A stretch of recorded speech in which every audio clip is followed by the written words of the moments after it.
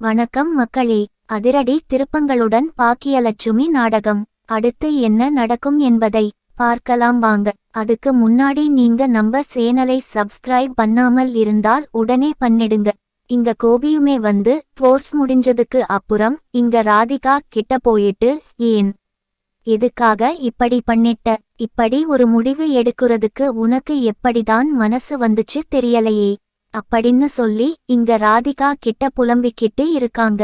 அதே நேரத்துல கோபியுமே இதுக்கு மேல இதை மாத்த முடியாது அப்படிங்கறத புரிஞ்சுக்கிட்டு, சரி ராதிகா, நீ இப்போ என்கிட்ட இருந்து ஏதாவது எதிர்பார்க்கிறியா, உனக்கு ஏதாவது வேணுமா அப்படின்ற மாதிரி கேக்குறாங்க.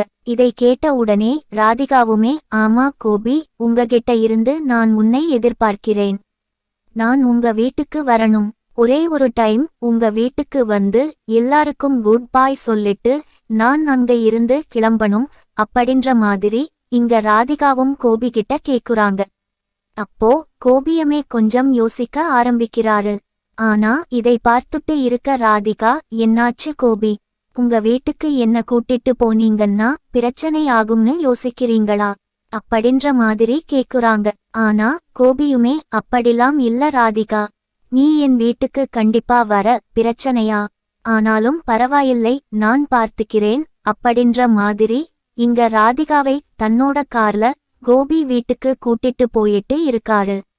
ஆனா போயிட்டு இருக்க வழியில ராதிகா ரொம்பவே ஹாப்பியா வந்துட்டு இருக்காங்க. அப்போ இதை பார்த்துட்டு இருக்க கோபியுமே, ஏன் ராதிகா, மறுபடியுமே நம்ம சேர்றதுக்கு ஏதாவது வாய்ப்பு இருக்கா அப்படின்ற மாதிரி ராதிகா கிட்ட கேக்குறாங்க. ஆனா ராதிகாவுமே, இங்க பாருங்க கோபி, ஒரு டைம் நம்ம பிரிஞ்சுட்டோம், இதுக்கு மேல சேரணும்னு நான் விருப்பப்படல, நான் இப்படி இருக்கத்தான் வந்து விருப்பப்படுறேன். நானும் என் பொண்ணும் கண்டிப்பா நாங்க ரொம்பவே நல்லா இருப்போம், நீங்க கவலைப்படாதீங்க, நான் உங்க பொண்ணை நல்லா பாத்துக்குவேன் அப்படின்ற மாதிரி மொய்வை இன்னுமே கோபியோட பொண்ணு மாதிரிதான் பேசிக்கிட்டு இருக்காங்க. இதை கேட்டு கோபி ரொம்பவே சந்தோஷமா ஆகுறாரு. அதுக்கப்புறம் இங்க பாக்கியாவோட வீட்டுக்கு போனதுக்கு அப்புறம் கரெக்டா வீட்டுக்கு வெளியில காரை நிறுத்திட்டு, ராதிகா நம்ம போலாம் வா அப்படின்ற மாதிரி ராதிகா ஒன்னா கூப்பிடுறாங்க. ஆனா ராதிகாவுமே, இங்க பாருங்க கோபி, நான் மட்டும் தனியா உள்ள போறேனே, நம்ம 2 பேரும் எப்பவுமே ஒன்னா சேர்ந்து தானே இந்த வீட்டுக்குள்ள போயிருக்கோம், ஆனா நான் இதுவரைக்கும் தனியா வந்ததே இல்லை, நான் தனியா போயிட்டு வரேன் அப்படின்ற மாதிரி கேக்குறாங்க. அப்போ கோபியுமே இங்க ராதிகாவோட ஆசையை நிறைவேத்துற மாதிரி, சரி ராதிகா நீ போ அப்படின்னுட்டு இந்த பக்கம் ராதிகாவை முன்னாடி அனுப்பிட்டு அவருமே ஒரு கால் வந்த உடனே அந்த காலை பேசுறதுக்கு ஆக போறாரு. அதே நேரத்துல ராதிகாவுமே இந்த பக்கம் வீட்டுக்குள்ள உள்ளே என்டர் ஆகுறாங்க.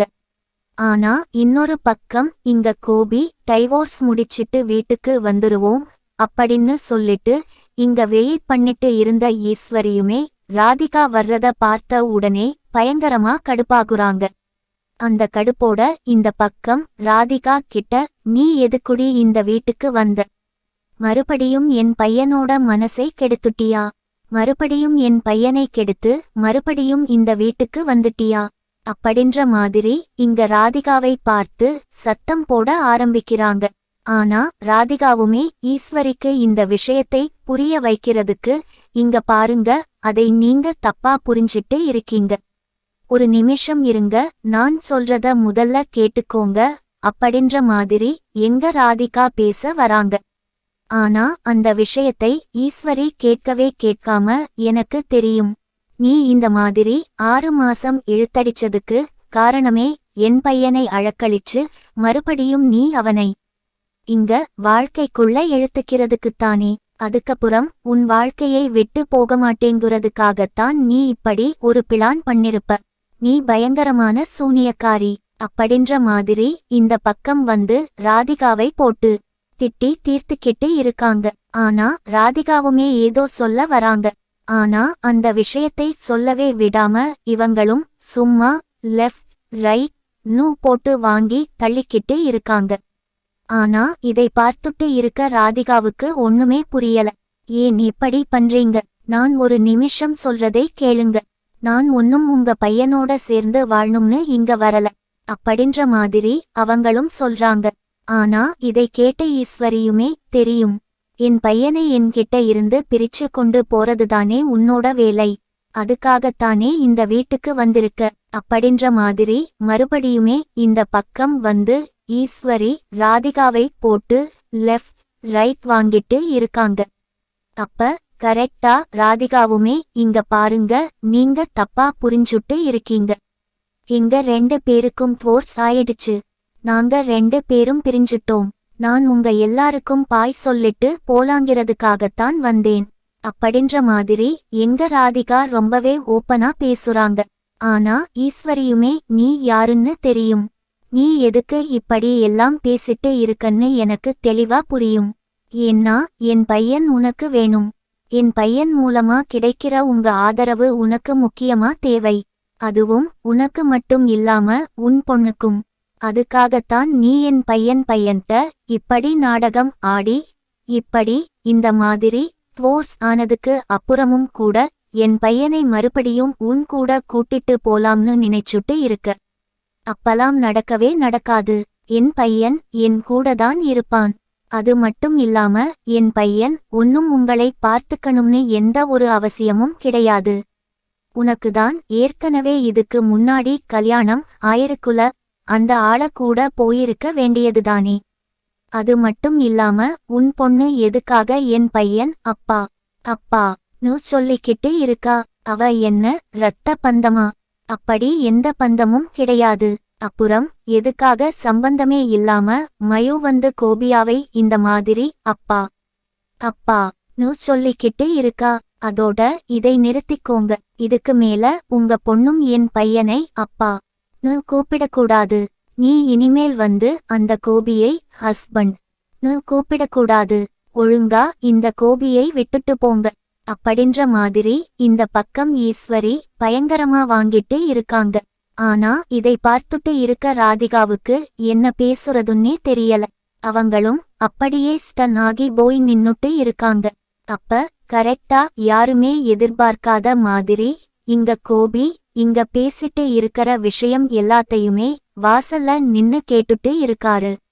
ஆனா இதை கவனிச்ச ராதிகாவுமே, ஒரு நிமிஷம் அமைதியா இருங்க, நீங்க தப்பா பேசிட்டு இருக்கீங்க, இப்படி பேசாதீங்க அப்படின்ற மாதிரி ஈஸ்வரியை நிறுத்த ட்ரை பண்றாங்க. ஆனா ஈஸ்வரியுமே அந்த விஷயத்தை சுத்தமா புரிஞ்சுக்காம பயங்கரமா திட்டி தீர்க்கிற மாதிரி இங்க ராதிகாவை போட்டு வதன்னு உதைச்சிக்கிட்டு இருக்காங்க. ஆனா இந்த விஷயத்தையும் தெளிவா கேட்டுட்டு உள்ளே என்டர் ஆன கோபியுமே, அம்மா முதல்ல நிறுத்துங்க, என்னம்மா பேசிட்டு இருக்கீங்க, ராதிகா கிட்ட நீங்க என்ன பேசுறீங்க அப்படின்ற மாதிரி கோவப்பட ஆரம்பிக்கிறாங்க. உடனே இங்க கோபி உள்ள வந்ததை பார்த்த ஈஸ்வரியுமே, அது ஒன்னும் இல்லப்பா, அவ என்கிட்ட ரொம்பவே தப்பா பேசிக்கிட்டு இருக்கா, இந்த வீட்டுக்குள்ள வந்து என்ன அவ திட்டிக்கிட்டு இருக்கா அப்படின்ற மாதிரி தப்பு எல்லாமே அப்படியே ராதிகா மேல திருப்பி போட பாக்குறாங்க. ஆனா இதை பார்த்துட்டு இருக்க கோபியுமே, நான் இங்க பேச ஆரம்பிக்கும் போதே நான் அந்த வீட்டுக்குள்ள வந்துட்டேமா, நீங்க என்ன பேசுனீங்க, ராதிகாவையும் மயுவையும் எந்த அளவுக்கு அவமானப்படுத்தி பேசுனீங்கன்னு எல்லா விஷயத்தையும் நான் கேட்டுட்டுதான் இருந்தேன். எதுக்குமா உங்களுக்கு இப்படிப்பட்ட புத்தி, நான் தான் உங்க கூடதான் இருப்பேன்னு சொல்லி இருக்கேன்ல. அப்போ ராதிகா என்னை விட்டு பிரியறது முக்கியமான காரணமே நீங்கதானே. நீங்கதான் ராதிகாவையும் மயுவையும் ரொம்பவே கஷ்டப்படுத்தி இருக்கீங்க. அதுலயும் முக்கியமா மயு என்னோட குழந்தைமா. ஆனா அவள வேற ஒருத்தனுக்கு பிறந்தவ. அவ என்ன கோபிக்கு ரத்த சொந்தமான்னு சொல்லி இப்படி பேசிட்டு இருக்கீங்க. நீங்க பேசுற விஷயம் எல்லாமே ரொம்பவே தப்பா இருக்கு. இந்த விஷயங்கள் எல்லாத்தையுமே என்னால ஏத்துக்கவே முடியல அப்படின்ற மாதிரி இங்க கோபி டென்ஷன் ஆக ஆரம்பிக்கிறாங்க. ஆனா அதை தெளிவா புரிஞ்சுக்கிட்ட ராதிகாவுமே, கோபி ஒரு நிமிஷம் இருங்க, டென்ஷன் ஆகாதீங்க, நான் மட்டும் உங்க அம்மா கிட்ட ஒரு நிமிஷம் பேசிக்கிறேன் அப்படின்ற மாதிரி ராதிகா இங்க ஈஸ்வரியா கிட்ட பேச ஆரம்பிக்கிறாங்க. இங்க பாருங்க, உங்க பையனோட சேர்ந்து வாழணும்னாலும் நான் வரல, உங்க பையனை விட்டுட்டு போறதுக்காகத்தான் நான் வந்தேன். உங்களுக்கு ஒரு குட் மட்டும் சொல்லிட்டு போறேன். அதுக்காக நீங்க என்ன திட்டி திக்கணும்னு அவசியம் இல்லை. அது மட்டும் இல்லாம இன்னைக்கு நீங்க தனியா திட்டுன விஷயங்கள் எல்லாத்தையுமே நீங்க ஓப்பனாவே இன்னைக்கு திட்டிட்டீங்க. ஆனா இதை திட்டியுமே எந்த பிரயோஜனமும் இல்லை. உங்க பையனுக்கு உங்களோட உண்மையான முகம் தெரிஞ்சாலும் அவரால இதுக்கு மேல எதுவும் பண்ண முடியாது. உங்க கூடதான் சேர்ந்து வாழ்வாரு, புரியுதுங்களா? அதனால எங்களை விட்டுருங்க, நாங்க போயிட்டு வரோம் அப்படின்ற மாதிரி சொல்லிட்டு இங்க ராதிகாவுமே வீட்ல இருக்க எல்லாருக்குமே வந்து ஆல் தி பெஸ்ட் சொல்றாங்க. நான் போயிட்டு வரேன், எல்லாருமே பாருங்க, நல்லா இருங்க அப்படின்ற மாதிரி சொல்லிட்டு அங்க இருந்து ராதிகாவும் வீட்டை விட்டு கிளம்புறாங்க. ஆனா இந்த பக்கம் ராதிகா வீட்டை விட்டு கிளம்பும் போது கோபி அப்பதான் புரிஞ்சுக்கிறாரு, ராதிகாவையும் மயுவையும் நம்ம அம்மா எவ்வளவு கஷ்டப்படுத்தி இருக்காங்கன்னு. சொல்லப்போனா அதனாலதான் அவங்க 2 பேரும் ரொம்பவே மெச்சூரிட்டியா நம்மள விட்டு பிரிஞ்சு போறதுக்கு தயாராயிட்டாங்க. அப்போ இதுக்கெல்லாம் காரணம் நம்ம அம்மாதான். இனிமேல் ஈஸ்வரி கூட பேசவே கூடாது அப்படின்ற மாதிரி இங்க கோபியுமே ஒரு பயங்கரமான முடிவு எடுக்குறா.